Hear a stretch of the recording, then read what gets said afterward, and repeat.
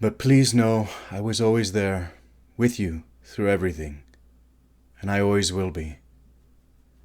And I'm proud to have known you. And I'm proud that you are mine. Always be yourself. I love you forever. Okay, we're back. And I have a little bit of a something going on here. I was going to film this last night, but it didn't feel great. My throat's not feeling 100%. I just tested for COVID and I'm negative, so I don't know what it is. It might be a little bacterial thing. So if I don't sound like me, that's probably why. I'm getting a little bit of a something here and stuffy here. But as you well know, if you have been watching my videos, a few disclaimers. These are completely unfiltered and unedited. So I'm not going to edit this, and I'm not going to try to make myself sound better. If I end up coughing or sneezing or hacking or something, that's just what's going to be in the video. And it's completely unfiltered, so whatever comes out of my mouth is what comes out of my mouth. Sometimes I will say adult things for sure. So if your kids are in the room, you probably want to ask them to leave or put your headphones on. Also, there will be spoilers, especially for the movie that I am reviewing. So have no fear. I will put a list of all the movies that I mention in this video underneath this video, and they will have headers.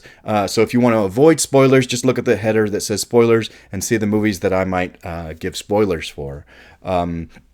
So hopefully I picked a good one tonight, because I noticed in one of the last videos, I was so happy that my views have gone up to like 20s and 30s and 50s, and I was like, holy crap, and I was thank you so much, and then all of a sudden my views have gone to 0. So I guess maybe either I'm picking the wrong movies or I said something that upset somebody. Hopefully not.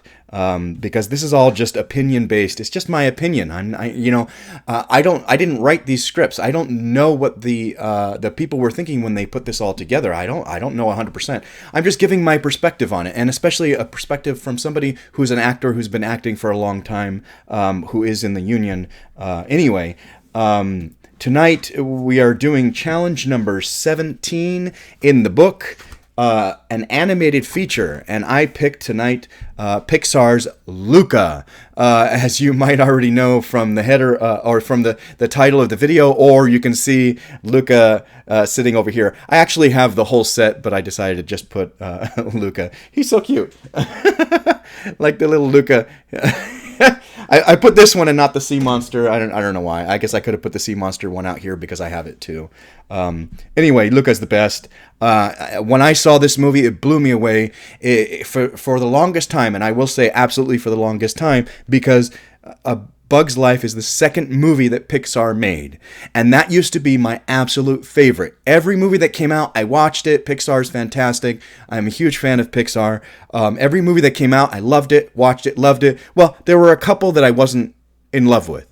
Yes, I'm of the minority that was not a big fan of Finding Nemo. I was okay. It was okay, fine, whatever. Up was the same thing. I was not a huge fan, but a bunch of their other stuff, I just loved it. But A Bug's Life remained my favorite throughout all of them, and that was the second movie that they made, until I saw Luca, and then boom, right away I'm like, this is absolutely my favorite. And I'll talk about why. There's a lot of reasons why. Again, these are my opinions, people. Don't take it out of context. I saw certain things. There's a whole reason why we like different films. I have films that I show people that I love, and they're just like, what was that? And that's perfectly fine. I had a friend of mine the other day tell me that Maestro was not great. She said it was more or less boring, and just kind of get through it. There was some good acting, and that was it. When I saw it, I was blown away. I loved it. I thought Maestro was wonderful. Bradley Cooper was amazing. But I'm one of those people who used to have to hide their identity, their sexual identity, to hide their sexual identity. And a lot of what Maestro is about that. It's about Leonard Bernstein, and he kept his sexuality a secret from the public for so long. And you see that struggle in Cooper's performance. You see that struggle actually in everybody's performance, because his wife knew about it. And it's just, it's brilliant. I think it's very well done. It captures an emotion that needs to be captured and told about. And I get that, straight people might not understand that, and might not feel that, and might not get that. They probably don't. And the reason I bring that up, that specific meaning up, is because this film again, my opinion, this film reads like young love, like Luca and Alberto are actually gay and can't really say it. The fact that they are sea monsters and can't really tell people who they are, and sea monsters are automatically feared, and we don't know why. There's nothing really wrong with them or whatever. There's this whole underwater life. It's very much the same thing, and they go through the same struggles. And if you notice, I have notes to the effect, you notice their relationship, the two kids, their Alberto and Luca, their friendship, relationship, whatever you want to call it, their connection is completely different than when they meet the other kids, when they meet Julia. It's completely different, and you watch what the animators did and what the storytellers did and the bond, and I have a bunch of notes that it feeds into that thought that this is like, it's not just a friendship. You feel it. It's not just a friendship in the goodbye. You feel it anyway, I have notes to it. If you don't appreciate that point of view, then you might not like this review. I do talk about a lot of other things that have nothing to do with that, but there is that feeling behind this story that this is not just about sea monsters, that this is about anybody who has been ostracized simply by who they are.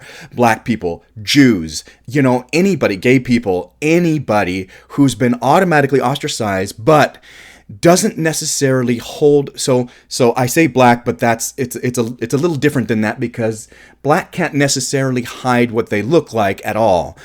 So I'm talking about religions that are persecuted, sexualities that are persecuted, things like that you can actually hide who you are, because a lot of this has to do with hiding who you really are and then revealing it at some point. And it's very, very well done. And it's part of why, like I was saying, we connect to movies in different ways, and there are going to be movies that you don't connect to on a certain level, and that's perfectly fine. You may have watched this movie and not gotten a hint of any of that whatsoever. The magical thing is, it's okay that you loved this movie and you didn't get any of that. That's perfectly fine. When I watch this movie, I get that. I feel that when I watch this movie, and that's why I connect to this film so much, and why it automatically became like my number one of Pixar. To take that step and to put that together in this film at this age, at this juncture, at this everything, it was brilliant. It's very well done. It's very dynamic. I think it's fantastic. It was a popular film when it came out. Little surprised it didn't win the Oscar, but anyway. So let's move forward. Year release 2021, aspect ratio 1.85:1. Running time, it's an hour and 35 minutes. I literally just finished watching it. I think this is the earliest I've ever recorded a video. It is 3 o'clock in the afternoon. Like I said, I was going to do it last night, but my throat and I hope I have enough water here to last me. My throat and my ears were not feeling great last night, and I just didn't feel like doing it, so I decided to watch it and review it today. Genre, animated adventure comedy, rated PG.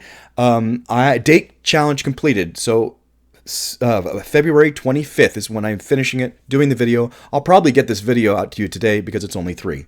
My rating is 5 out of 5, 10 out of 10. Love this movie. I think it's fantastic.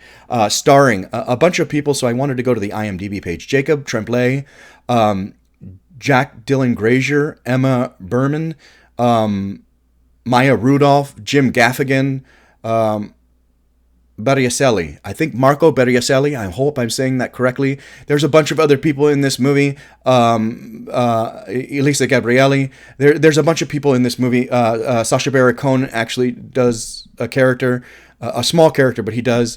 I think everybody's fantastic in this. I have a note to talking about the performances, especially of Jacob Tremblay and Jack Dylan Grazer.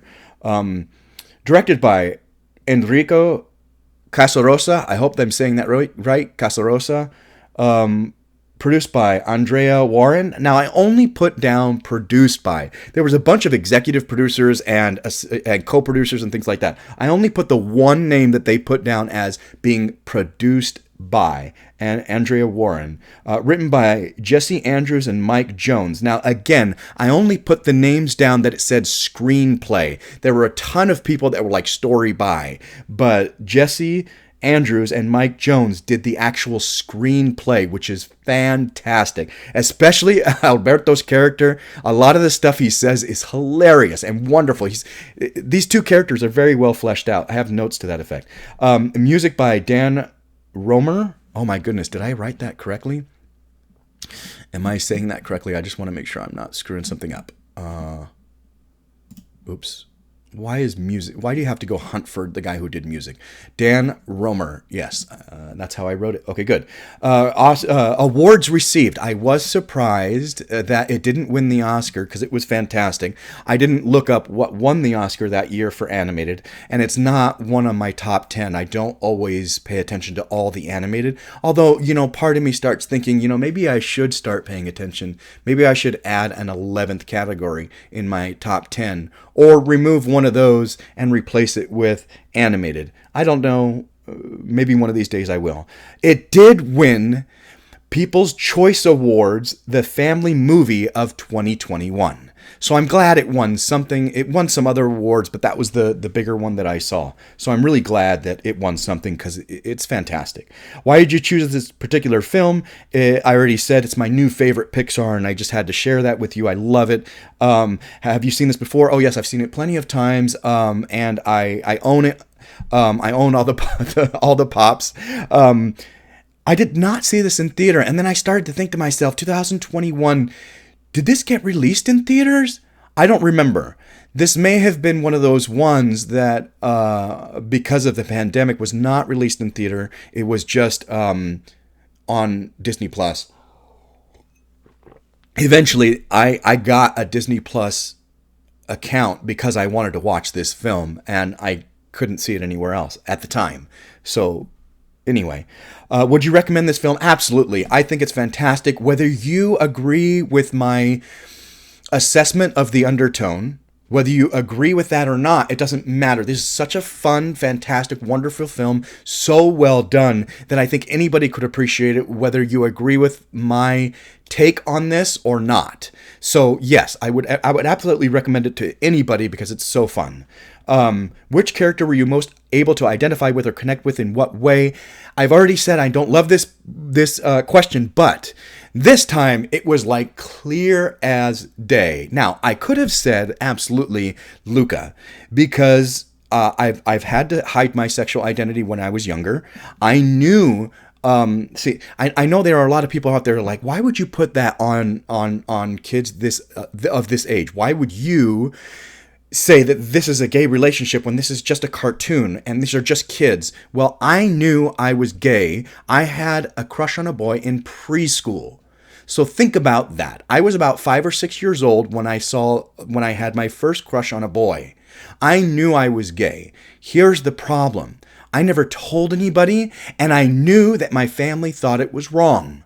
I knew that it was not normal and not okay, much like they know that being a sea monster is not okay in the human village, and being in the human village. And just who they are is not okay. Okay, I know that feeling from when I was a kid. When you're sitting around the dinner table, here's the big problem that, I don't want to get too preachy, but here's the big problem that a lot of families have. Automatically assuming that your children are straight, it can be damaging to your children.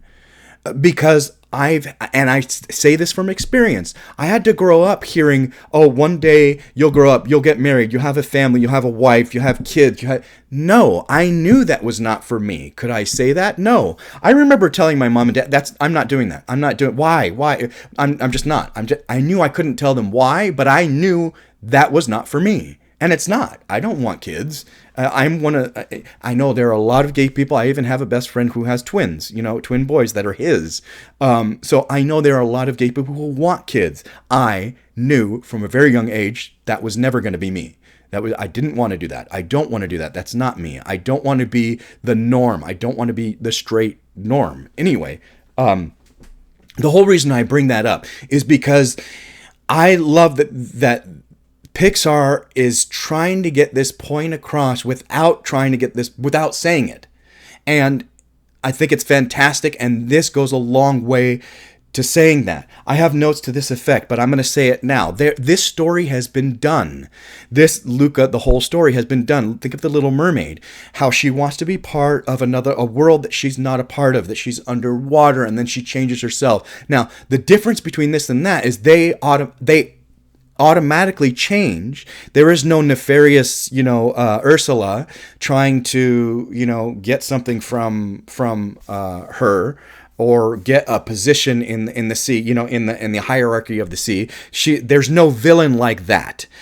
This is, they can automatically be somebody else. They just have to be careful about the water, because the water changes them, which I have notes to that. I think it's cute that, there are certain times when they actually get hit by water and they slowly change. It's fun. But the whole point is they want more than what they have. They see this other world that they want to be a part of, and they know that they're not a part of that simply because of one part of who they are. And that's why I bring that whole thing up, is because we all live in this world, and I feel like we should all accept, embrace, and love each other's differences, not discourage or ostracize just because of a religion, just because of a race, just because of sexuality. I feel that absolutely to heart. Why did I bring that up? Oh, what did I most connect with and identify with, and which way and why? The reason why I bring all of that up is because I believe Massimo he portrays that beautifully in this film. He is this big, scary type, which I'm a big guy, and I just went and visited my family. My mom turned 70 on Saturday the 17th, and so I just went to see my family in Indiana, and one of my nieces, she told my brother that I was scary or something like, he's scary just because he doesn't know me. I'm a big guy. I get it. I know it. And I can be scary. Like when you first meet Massimo, obviously they make you know that he's like this big scary guy, and he's big and he makes noise, and he's, anyway, and he has a missing arm or whatever. But what you find out, like, he's a total sweetheart. He's a really nice, gentle soul. He just happens to be this mountain of a man. And I feel like that is absolutely me. And then later on, you find out how warm and accepting that he is, and how open-minded that he is, which I am, because he accepts them later in the film. I'm getting ahead of myself. But I could have easily said, Luca, because I've gone through that struggle. But I think now Massimo, absolutely, that's the person I would most identify with, and people would probably say that I'm more like that character than anybody. Best line or memorable quote: "Silenzio Bruno." Oh, of course. How can you not? Oh my God, I'm going to mess up my voice. How can you watch this movie and not love that line? It's fantastic. It's brilliant. And they have it throughout the whole movie. Of course. It doesn't matter who says it or how they say it. It's a wonderful, fantastic line. I love it. Silenzio Bruno. Were you surprised by the ending? What would you do differently? Okay, when Luca goes off to school, I can't say that I was... I guess I didn't expect it at all. I was kind of surprised and happily, and it's a tearjerker for me. And I have notes to see if I'll talk about it. It's fantastically done. The ending is so wonderful, and yes, I was surprised, and I wouldn't do a thing different. I think it's brilliantly done. The whole ending, it's just fantastic. This whole movie is. Who would you want to see star in a live-action version of this film? Well, they only made it just not long ago. Can't they just use...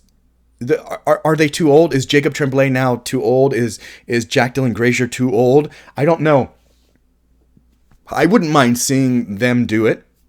But maybe, if you need to go younger, maybe, Walker Scobell now, the Percy Jackson. Although maybe, I don't know how old, they don't actually say how old Luca and Alberto are supposed to be, or Julia. They don't say how old they are. I would think they're probably supposed to be 12, 13, 14, something like that. They're not 5 or 6. They're definitely not 5 or 6. They're going off on their own. So I'm thinking they're probably somewhere in the age of 12, 13, maybe Alberto's a little older. Maybe he's like 15 or 16. Julia's probably 13 or 14, closer to Luca's age. I can only speculate because they don't say. So Jacob Tremblay obviously is much older than that and wouldn't be able to do it, but Scobell is a little younger. Anyway, who would I like to see in a live action of? It's really hard to say. Like, who? I don't want this a live action.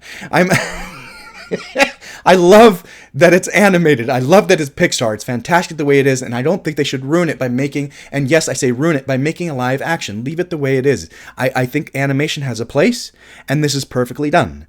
I am a little frustrated with Disney trying to make everything live action. I wish they would stop doing that.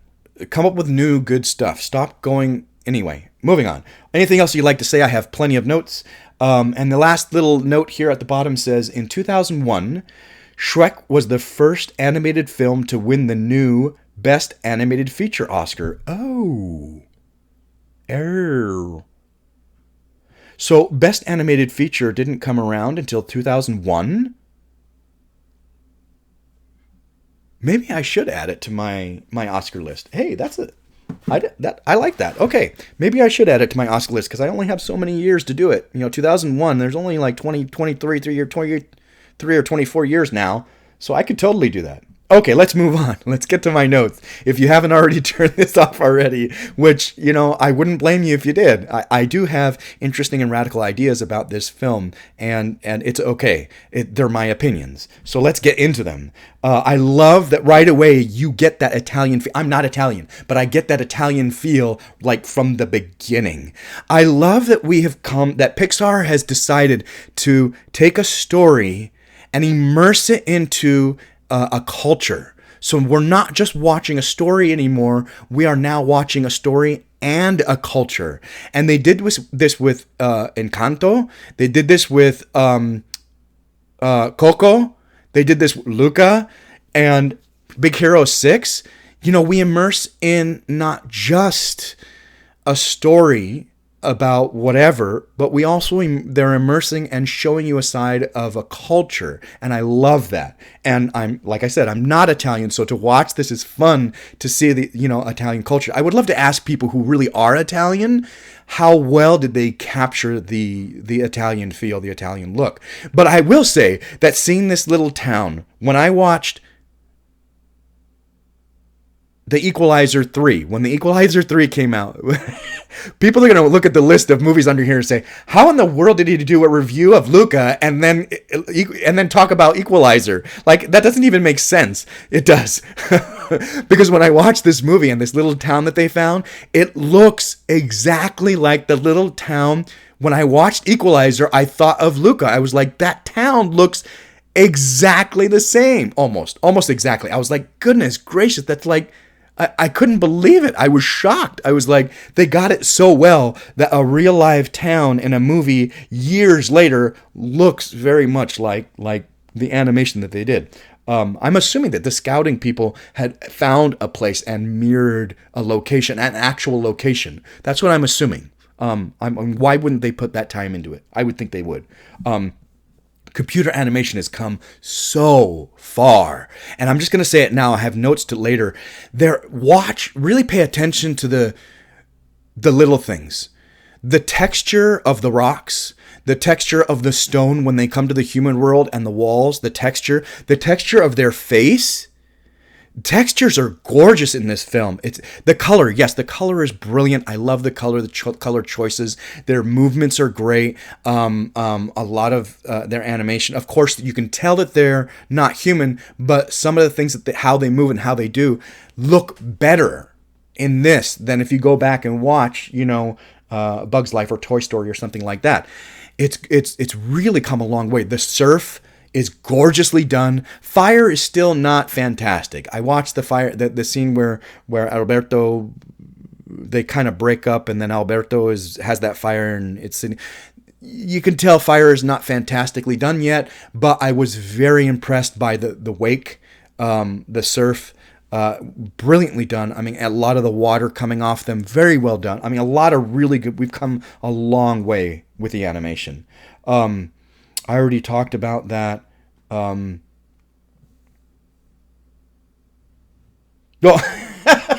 it cracks me up when Luca first changes and he's like flopping around, and Alberto is just watching him, just sitting there watching him. First time, huh? I think it's hilarious. It cracks me up.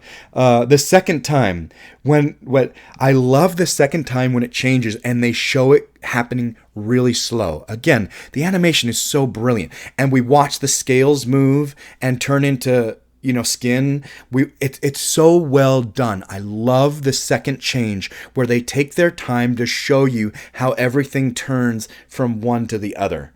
I love it. And the similar looks that they have, not just them, but everybody who goes from sea creature to human. You see their similar looks between what they are as a sea creature and then what they are as a human. I love that too, that they kept a look. Alberto makes me laugh. Again, the people who wrote the screenplay, they did such a great job because his lines are fantastic. He's so hilarious. He's so full of himself. I'm basically an expert.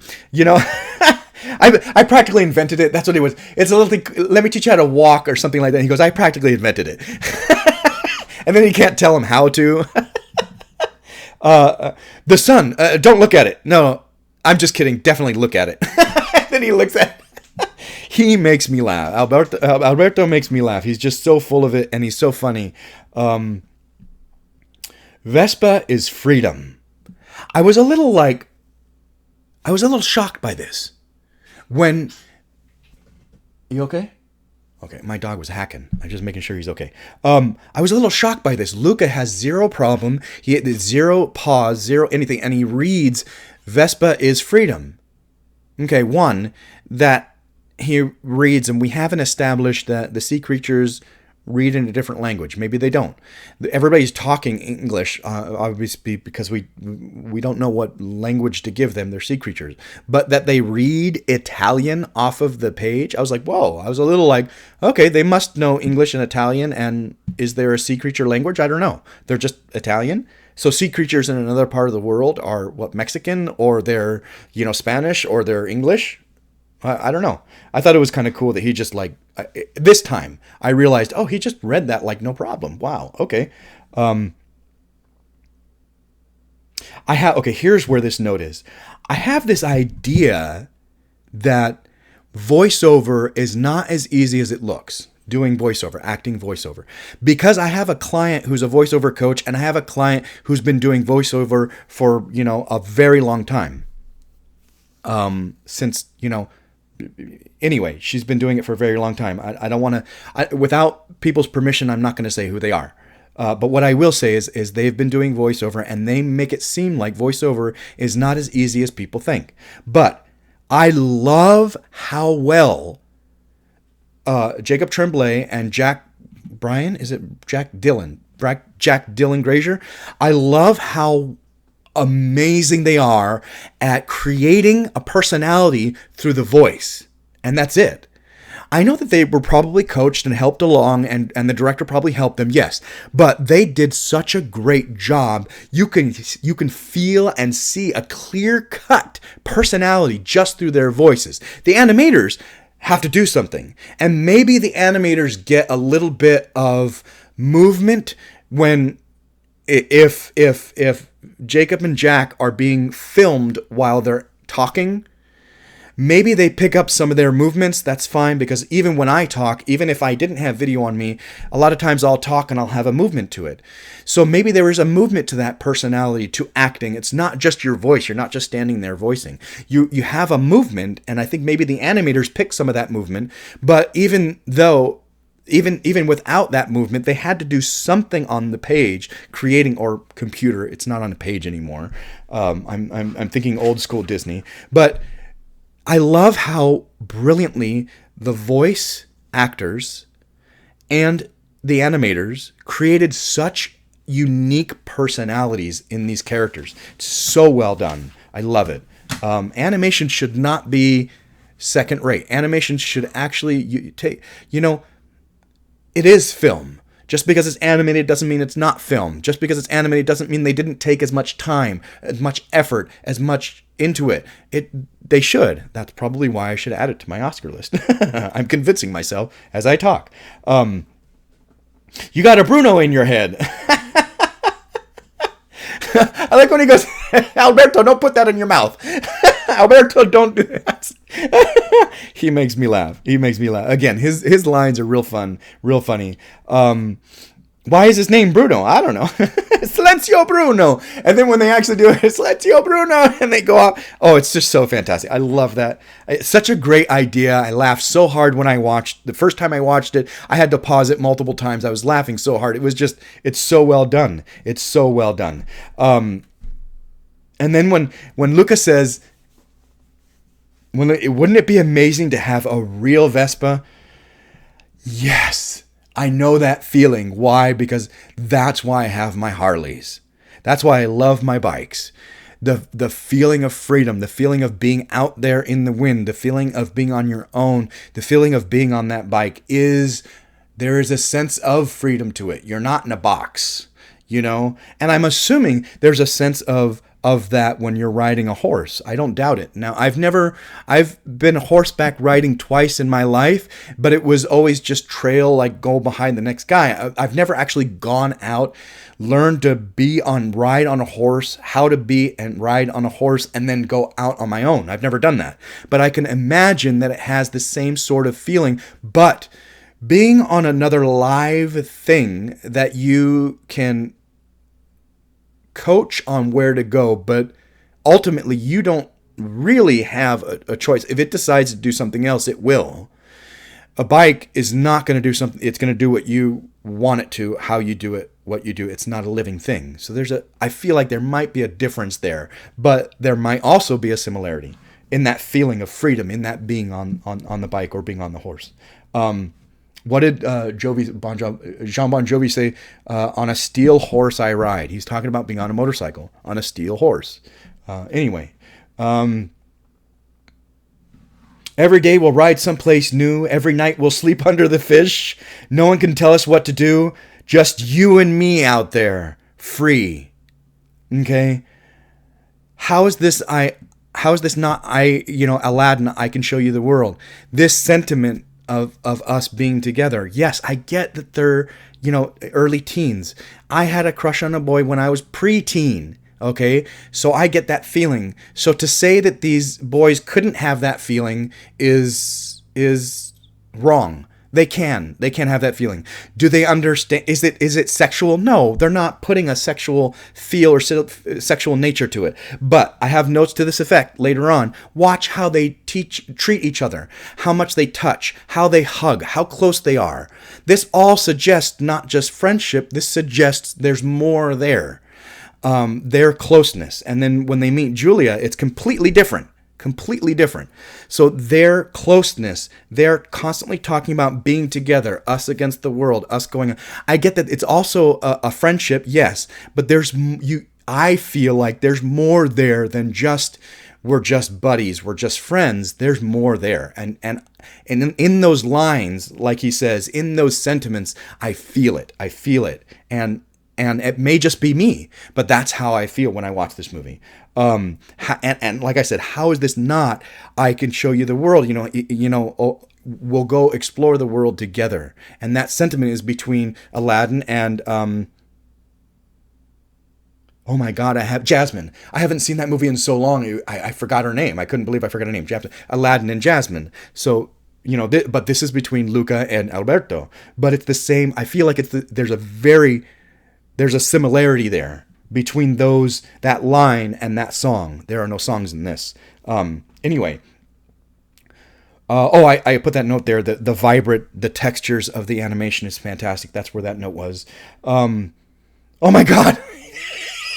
It makes me laugh so hard when Alberto grabs the gelato cone off of Jacob's or off of Luca's head and then sticks it in his mouth. He does it without, like, he's like, oh my God, he tastes it and just bonk. And the way he does it is hilarious. It's so funny. And then the shock in Luca's face, and then he likes it.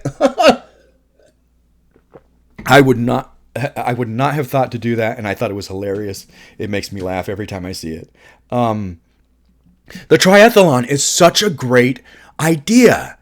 Okay, we don't have an Ursula. Like I said, this base story is very similar to The Little Mermaid, but we don't have a villain like Ursula. So where do we get our villain? We have to create a villain in another place. Yes, on a subconscious level, on a very limited level, the entire town is kind of a villain. Why? Because they're all talking about killing sea creatures. Everybody is. You know, they have signs up, and everybody talks about, oh my God, the sea creatures. Oh my God, you know. So in the subconsciousness of the story, yes, the whole town is a villain, but we need an actual villain. And how do we do that? Well, we have to create an obstacle to have a villain, and I love that they decided to this triathlon idea was fantastic. And the winner, the guy who wins it all the time, and he's the guy that has the Vespa. He's the guy that everybody wants to be like. I love that idea. It's such a fantastic idea. Ercole? Is it Ercole? It's great. It's fantastic. I love this idea of the prize money getting them the Vespa. They don't work like that apparently in the Sea World. It's not trade for trade. There's no. I have a feeling that there's no financial basis in the Sea World or financial system in the Sea World life, and that's why they're like, about money and about how do I get the Vespa? I win this money.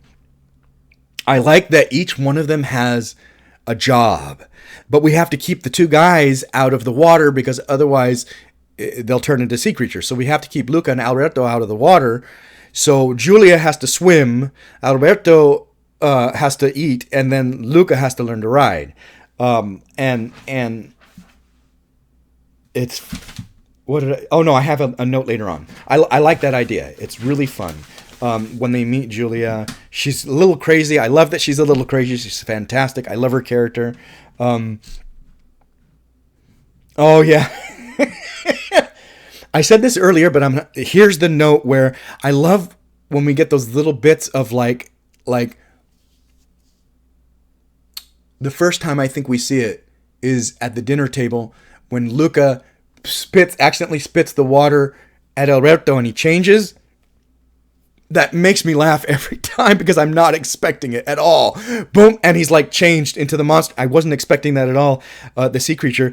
And then they go under to try to like dry him off, and the cat sees them.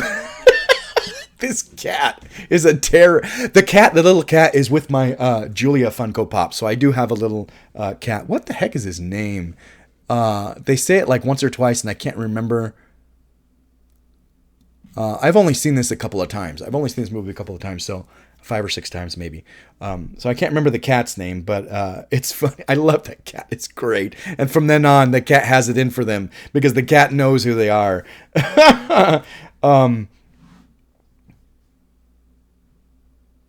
Okay. I love this sequence when Luca starts to learn. When he starts to figure out that what Alberto has been telling him is not actually accurate, but he starts to learn things, and you see him light up. Yes, the Vespa caught his attention, and it was about seeing the world. It was about learning. It wasn't about adventure necessarily. Alberto, it's all about adventure. What's the next great thing? What's the next thing? He's not concerned with getting things factually correct. He's concerned about living and having fun. We find out why later on he was abandoned. Anyway, so Alberto is all about, his idea of the Vespa is freedom and adventure. And Luca's idea about the Vespa is also freedom, but knowledge. He wants to see more. He wants to understand more. And this sequence really, really hits home that idea that he has a thirst for knowledge and understanding more, seeing more, exploring more. He's not okay with just his life. Like the Little Mermaid. Look at all the wonderful things, and they have such a wonderful world, and I would love to understand more, you know? So that sentiment is the same in the two. But I love that sequence where she starts telling him about things, and he starts learning about things. And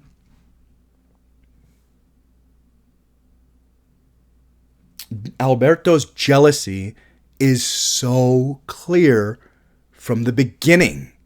That first sequence, actually, I think there's a hint of it before, but that first sequence when Massimo takes him away and says, "I need your help. I need the strong lad for help with something," and then this is the sequence I was talking about. Luca starts learning, and then he comes back and he's having fun with Julia, and Alberto's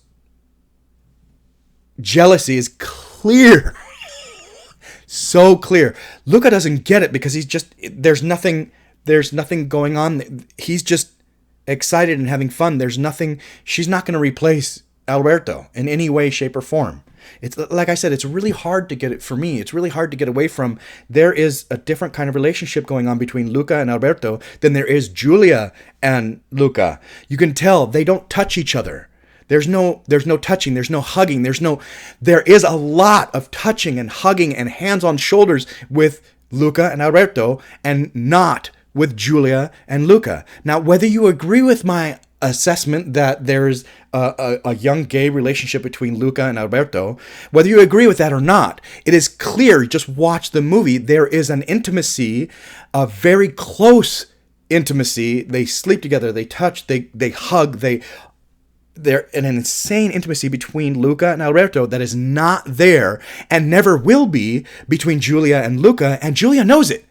It's not a surprise. It's not like she likes Luca more than she's saying. No, it's on her side too. She gets that there's nothing there but a really powerful, fun friendship, and they're very similar. They want to know more, and they both do the line. What's the line? Too much. A little too much or something like that. They both have that line. And they're like, no, definitely never. It can never be too much. So they're very, very similar, Julia and Luca. And there'll never be anything more there than just a great friendship. And it's clear. It's clear. Can't we just try it? Can't we just try it? Luca is trying to get Alberto to understand that he wants this knowledge. He wants school. He wants to understand. This is the first time we see Luca has a dream or has a passion that Alberto does not share. This is the first time we see that split of their personality. Yes, the split, not the split of their personality, the split of their focus and their passion. Their personality is clearly, from the beginning, their personality is completely opposite. Luca is the scared, frightened, timid one, and Alberto is the loud, brazen, adventurous one. So absolutely their personalities are different. But this is the first time we see that Luca's focus and passion is different than Alberto's. And he's trying to explain it to him. And here's where I have this note again. Okay, whether you agree with me or not, he says, what sea monsters don't, I don't remember if he says sea monsters or sea creatures. I think he says sea monsters, Alberto. Sea monsters don't go to school. What happens when they see your fish face? So the bullying is right there. I'm not saying that Alberto is bullying him, because then the Ercole comes and he bullies both of them. And finally we get Luca stands up for the two of them instead of Alberto always standing up. Finally Luca stands up for the both of them. Again, there's a lot of arm grabbing, a lot of touching. Anyway, and a lot of protection, it's not just, anyway.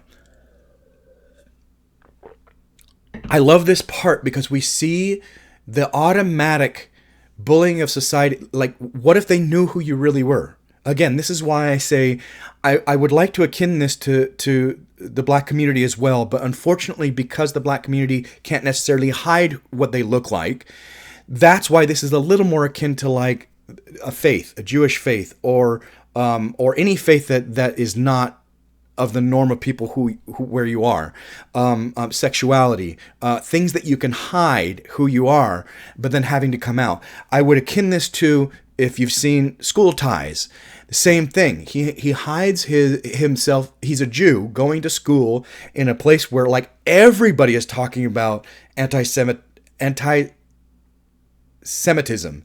Like it's really like insane. That's the whole point of that film. But you get that entire feel. Like if you went to school, this is where it would go. This is what would happen. Alberto's trying to tell him.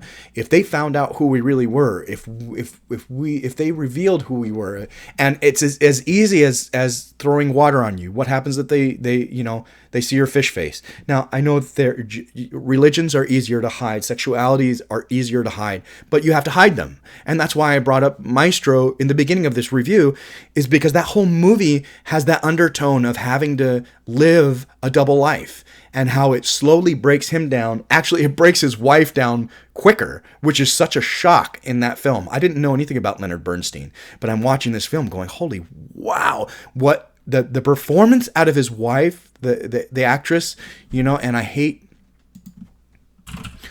not knowing people's names, and I'm sorry.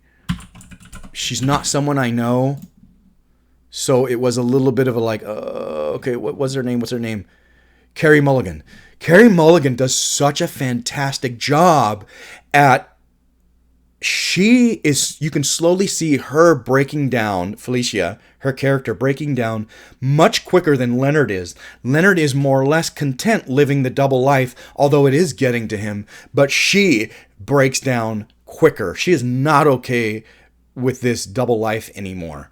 And so, living that double, eventually the truth will out. What do they say? The truth, blood will out, or truth will out, what they say in Harry Potter. I forget which one.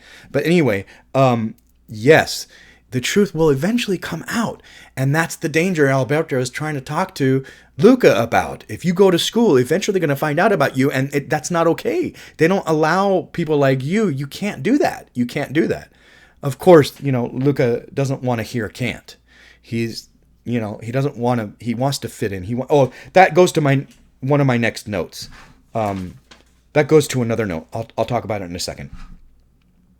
I love the struggle with the three characters who are about to do this triathlon. I love that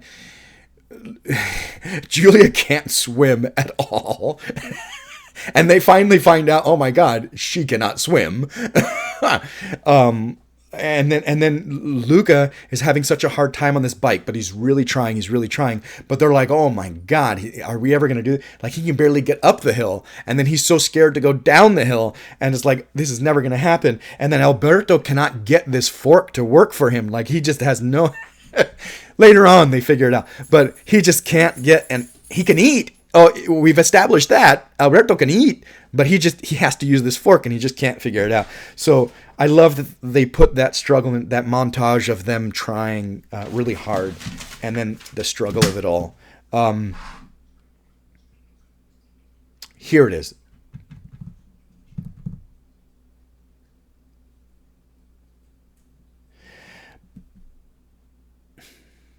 Truth will out.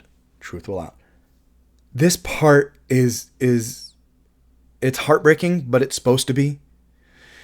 It's hard to watch because it's supposed to be. That part where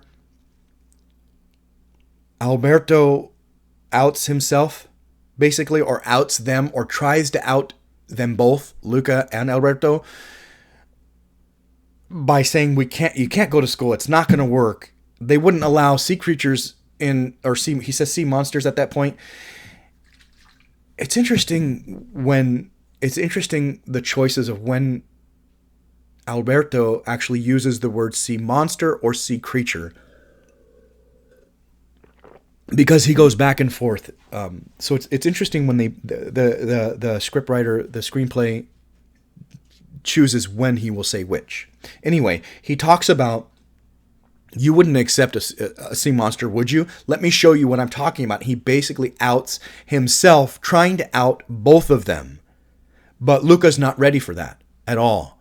I love this struggle because it happens in gay relationships all the time. Here I go, back to that.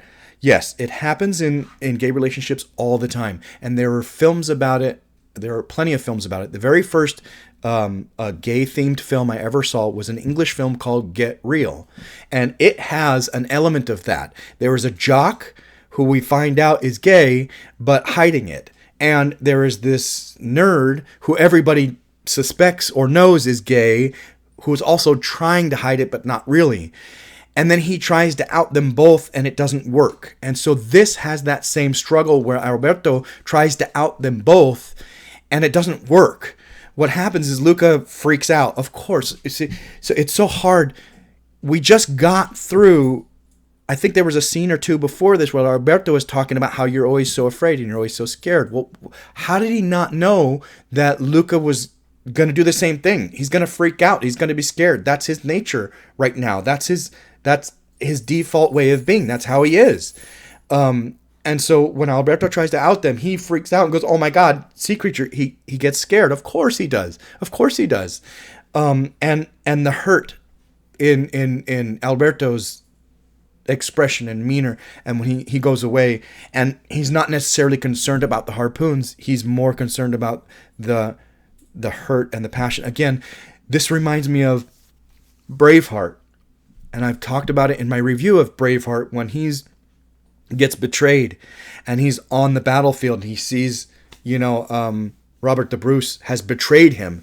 That is one of the most insane, gut-wrenching feelings of betrayal I've ever felt in a film. And to today, I could watch that movie, I could put that on and still feel the same because it's done so well. So well. And this is another one that's probably top 5, maybe even 2. I would have to really think about it. This may be like the second best.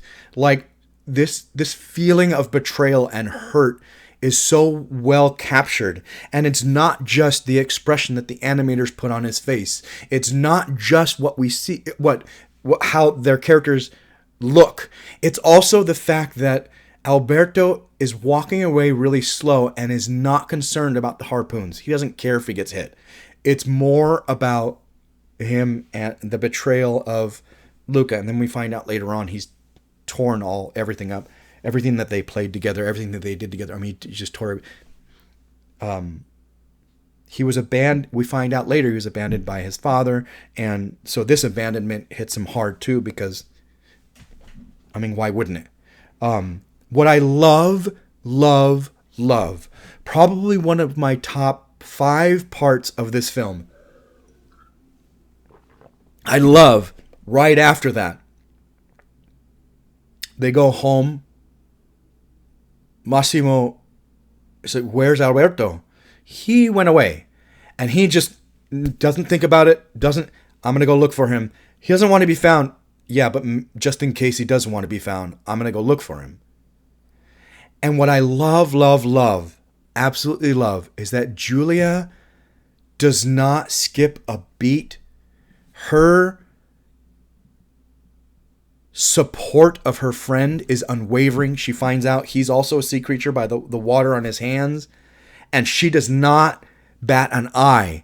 He is still Luca. He is still my friend. I love this character. I love this part. It's because it's so hard to out yourself as something that is ostracized, something that is looked down upon, and just hope that the person you are friends with or rely on will still be your friends. And it may not just be sexuality. It could be, like I've already said, School Ties, when he's finally outed his roommate, played by Chris O'Donnell. His roommate, he wants it to be okay, but it wasn't quite okay. That struggle is a little more than this. Julia is like, there doesn't skip a beat. I'm still your friend, and I fear for your safety. She's like, I can't believe you're risking your life for a Vespa. It makes no sense to me, because she's never had to worry about that. He says, my parents were going to send me away, and I don't want that. I want more than what I have. Anyway, I love that part where Julia doesn't skip a beat and she's still his friend and she still cares about. She doesn't care that he's a sea creature. She doesn't care that they're sea creatures. She fears for his safety. Fantastic. Very, very well done.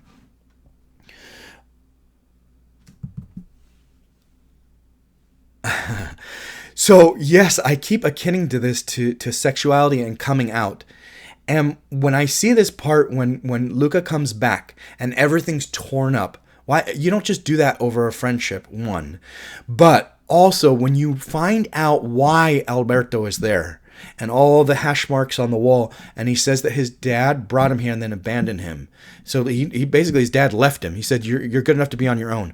What does this remind me of? It reminds me of so many parents who ostracize their children because of their sexuality, who disown their children because of their sexuality, which is unfathomable to me. You have a child. I read this online and I believe it to be true. And I wish I had a shirt that said, having a gay child does not mean you failed as a parent.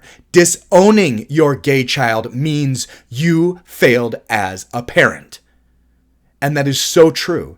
How does this part not feel like that? When he's like, why else would his dad bring him to the middle of nowhere and abandon him? So I'll be back, but never come. No. He didn't even say I'll be back. He says you're old enough to be on your own or something like that. I can't remember exactly the line that Alberto says, but he basically says you're old enough or strong enough to be on your own now. He abandons him. There is no if, and, or but about that. And what we get from Luca's family, grandma's living with them, like, you get from the very brief interaction of Luca's family, you get that they are family based. You know, we don't have a lot of experience with the sea creatures world, so we don't know 100%, but we do get that feeling like there's no money, because when they're like, what is this? And then we do get that feeling like, because of what their parents are going through to find Luca, and the fact that grandma lives with them and that uncle came to get him, you know, we get that they're a family-based unit and they stay with family. And for Alberto's father to abandon him, what else could it have been? What else could it have been? Anyway, I keep going off on that tangent because that's how I feel about this film, and that's what speaks to me about this film, and that's why I love this film so much. Is because someone took the time to make that sentiment for everyone. They didn't say it's sexuality. They didn't say it was being Jewish. They didn't say it was being anything like that. They simply took those sentiments that are so common to so many of us and made a storyline that anybody can relate to. And that's what I love about this film, that they were bold enough to take the step to talk about these things, but in a cartoon, you know, in a PG film. Very well done. Okay, let's move on. Luca decides to race on his own. I love that. He changes. This is why this movie is called Luca. It's about him. He changes. He breaks away from his fear and says, I'm going to do this. Why? For us. For Luca and Alberto. Okay? He's not doing it for Julia. He's not doing it for his family. He says, we'll get the Vespa and we'll run away together. He tells Alberto this. We'll run away together. These lines are not on accident. This sentiment is not an accident, okay? Yes, I'm reading into it a little bit, but when you start listening to those things and you start seeing the physicality between the two, you're like, this. I don't think this was an accident. There was a reason why this was done this way. Okay, and then we get the triathlon. The ridiculousness of the villain Hercules team, the ridiculousness of it is hilarious. When he pours the oil on the, I'm glad that they didn't make the fat kid be the guy that's gonna eat. I'm actually glad. Let's break away from that stereotype. I mean, how often do you see a fat character in a film and they always have something to eat? Like, come on, let's break. I know fat people who are not constantly eating. I know plenty of fat people, and they're not constantly eating. Let's get away from that stereotype, which I love in this one. They don't make the fat kid eat; they make him swim. Which I can't believe he pours oil all over him, and then it's just ridiculous and hilarious that he gets like chomped on by, what is it, sardines or something like that. What are they? I don't know what's going after him, but it's hilarious. The little fish are like attaching him. So it slows him down. We get that Luca can't swim because he'll turn into a monster. So he puts that suit on so he has to walk, which is going to slow him down. Even though we saw Julia couldn't swim for shit. I'm just going to say it. She couldn't swim for shit, but she is the first one out of the water in the race, which is because the fat kid's being slowed down by the oil and the fish, and Luca is walking underwater. So what I love is that Luca, as slow as he is not last out of the water.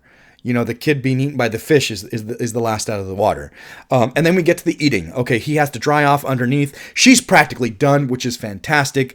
So what's great is we see that Julia is not slowed down by anything. She swims better than anybody in the tournament.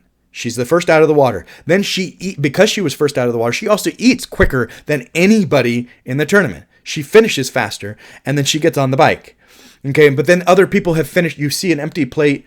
You see two empty plates next to Luca, I think. Maybe I'm getting that wrong. But then, Luca finally finished, or no, Ercole shoves the food in the kid's mouth to try to make him hurry up and says done, and then goes off because he's not eating quick enough. And then Luca finishes and gets on the bike. So Luca, I think, is one of the last to finish eating, I think. Julia, what I love is, okay, Luca got slowed down in the water, absolutely. He's not the best eater, but he's okay. He just was one of the last out of the water. That's why he's one of the last to finish eating. Julia swam real quick, ate real quick, but then what slows her down is being on the bike after eating. And they talked about this throughout the whole film. So I love this part where what slows her down is she's getting sick being on the bike after having eaten. But I love that it doesn't slow Luca down. He has that big burp and he's like, oh, I can go. I'm no good. I'm good. I love the little things that slow the bad team down. And then we get the little things that slow everybody down. It's fun. They did a really good job with the triathlon. It was real fun. And then, oh no, the rain clouds. I was like, oh no. What's going to happen? Okay, they have to do something. This has to end a certain way. We can't just have them win, and then the only people who know that they're sea creatures is Julia and eventually Massimo would have to know, I would think. But we can't end it that way. It's got to end a different way. But still, when we see the clouds, we're like, oh no. And then when the rain comes, Alberto was going to help him with the umbrella, but then he gets outed. He gets knocked over. He gets outed. So he's a sea creature. Everybody's going after him. He says no. It is heart wrenching when he's like, no, stay covered. Don't out yourself to Luca. He says, I'm already out. They already know me. It's okay. Don't out yourself.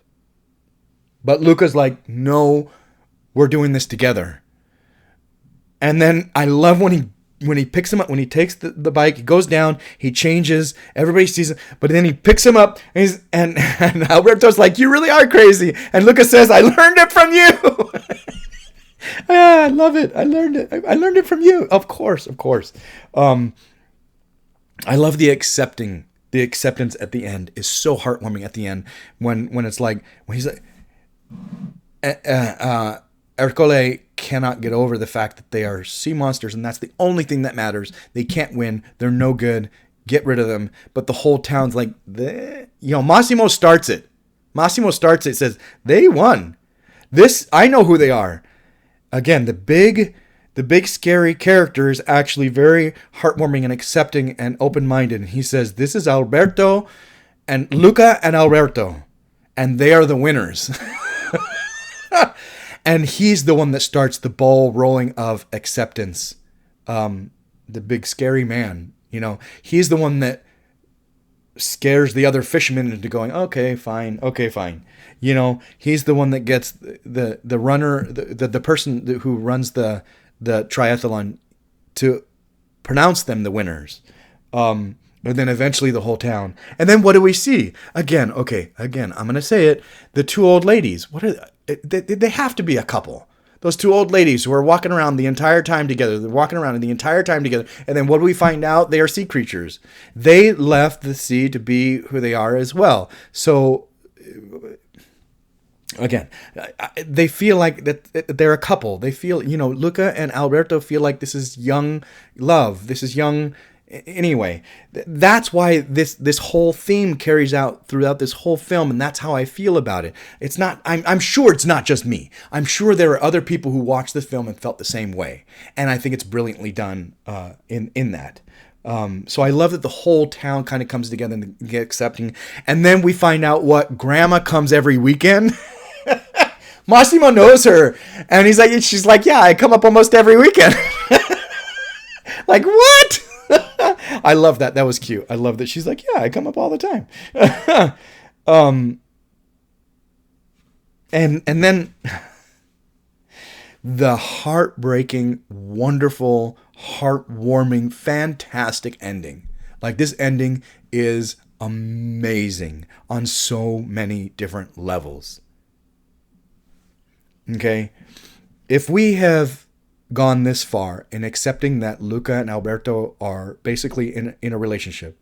Yes, it's not sexual because we're not putting that in a Pixar film, but they are basically in a relationship. It's not just a friendship. It's not just. And when you watch this ending, you have to understand it's clearly not just a friendship with how they cry when they leave each other. How Alberto sacrifices everything for Luca's dream at this point. He sells the Vespa, he buys one ticket and says, you're going to school. Alberto is the one who talked the parents into letting him go. Alberto is the one who is the orchestrator of this entire thing. This is what Luca wants. Give him what he wants.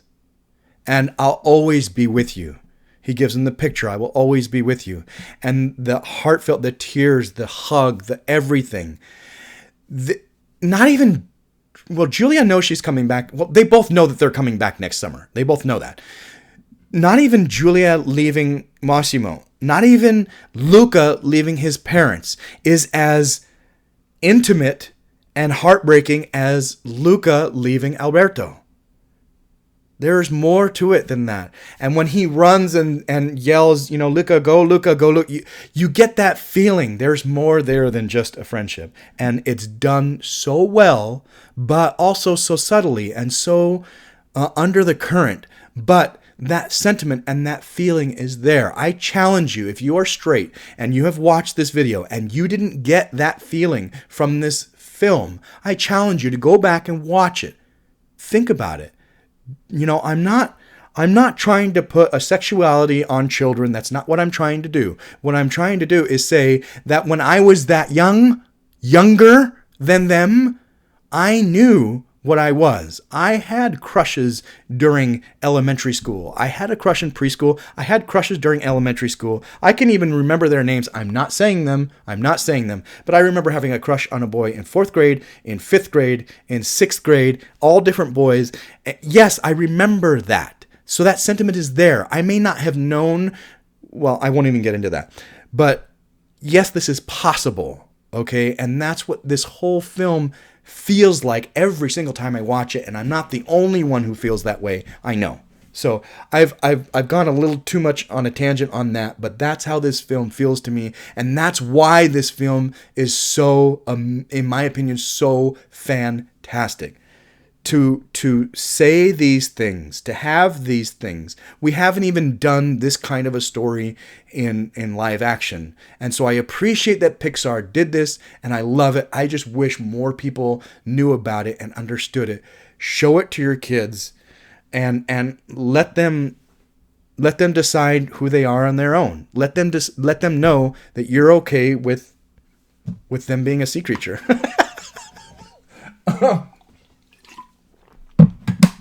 Okay, that is my take on Luca. I love it. It's fantastic. The acting is wonderful. Pixar has come such a long way with the animation. The animation is gorgeous. I wish it would have won Best Animated, but I don't know what was up that year. I am like 2 or 3 movies behind. I need to finish this book. It is a 52-week challenge, which means I had 52 weeks to finish it. I started on June 1st, 2023, which means I need to finish by... Oh, I need to finish before my birthday. My birthday is May 26th. I need to finish the week before my birthday. So I have until the end of May to finish this. So I need to make up some. So I will try to get you. This means there's going to be 3 weeks. I need to get 2 videos out. I'll try to make this week that week. I'll get another video as soon as possible. I already know what I'm going to do because my next video is number 50, my 50th video. So I already know what I'm going to do, and it's going to be cool. It's going to be something special. So there's going to be a couple of weeks where I'm going to have to try to get you 2. Thank you very much for watching. I hope you've watched this far and haven't turned me off already because of my, quote unquote radical views, but this is how I feel. So I will get you another video as soon as possible, probably this week, most likely this week. Thanks a lot for watching, and I'll talk to you soon.